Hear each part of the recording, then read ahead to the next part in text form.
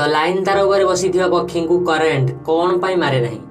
जदि आमको लाइन टिके भी टच करे ताहले आमको जोर झटका लगे, किंतु आमे साधारणतः आम आखपाख एरिया रे लाइन तार ऊपर बसी पक्षी को देखुचे तो तांको करेन्ट मारे नहीं, एमिति कौन पाई?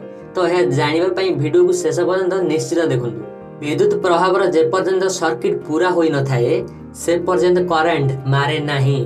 पक्षी माने केवल गोटिए तार रे बसी थांती और सही कारणरू विद्युत सर्किट पूरा होई पारे नाही, सेथिपाई पक्षी मानू करेन्ट लागी न थाए। और जेतेबेले पक्षी तार ऊपर बसी थांती सेतेबेले केवल तांको गोड़ ही तार को छुई थाए और तांको शरीर अन्य कोनोसी जिनिस को छुई न थाए। सही कारणरू तांको पूरा शरीर गोटिए ही इलेक्ट्रिक पोटेंशियल रे थाए। जदि पक्षी भूल रे भी अन्य तार को छुई देबे तेबे तांको करेन्ट लागि जिवो, कारण सेठी विद्युत सर्किट पूरा होई जाय थाए। जे पर्यंत विद्युत सर्किट पूरा होई न थाए से पर्यंत करेन्ट मारे नाही। एथिपई लाइन तार ऊपर बसी पक्षी को करेन्ट मारी न थाए।